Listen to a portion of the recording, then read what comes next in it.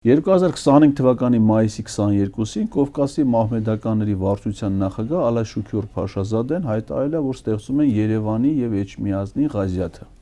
Դա իրանց թեմն է Կովկասի մահմեդականները։ Եվ նաեւ Էջմիածինը համարեցին ադրբեջանական տարածք։ Եվ պետք է լիներ այդ Ղազիաթի հոգեվոր կենտրոնը։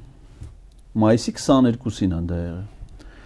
Հայաստանի իշխանությունից ոչ մի արձագանք չի եղել դրան, բայց Մայրաթոռը կտրուկ արձագանքել է շատ կոշտ ու չոր։ Դրանից հետո Վեհապար Հայրապետի ելույթը Շվեյցարիայում, որը հանրայնացվել է մայիսի 28-ին,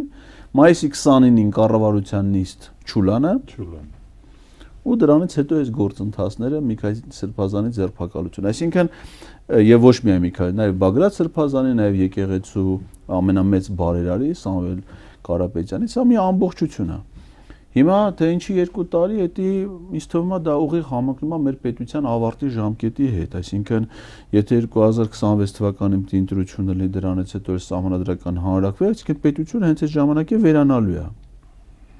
Ինձ թվում է այդ մասին, բայց ինչով էր խանգարում Միքայել Սրբազանը։ Այո, ունի բարձր հեղինակություն, Միքայել Սրբազանը հարգված հասարակության կողմից բարձր հեղինակություն եւ տարբերվող դիրքորոշում հասարակական։ Մշտապես է ունեցել այդ դիրքորոշումը, հա, քննադատական։ Միայն դա է, ուրիշ բան չկա։ Նա կոչ ընդհանրապես չի անում։ Ինչով պիտի խանգարեր 26 թվականի ընտրություններին։ Հեղինակությամբ։ Բացի այդ, սա նաև պայքար է եկեղեցու դեմ։ Եվ Միքայել Սրբազանը եւ Բագրատ Սրբազանը նրանք բարձրագույն հոգեվոր խորհրդի անդամներ են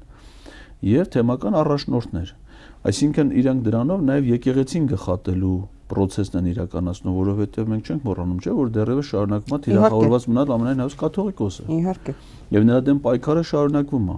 Իսկ կաթողիկոսին հեռացնելու ընդհանուր համատեքստում պետք է նաև լուծարվի բարձրագույն հոգեվոր խորհուրդը, չէ՞,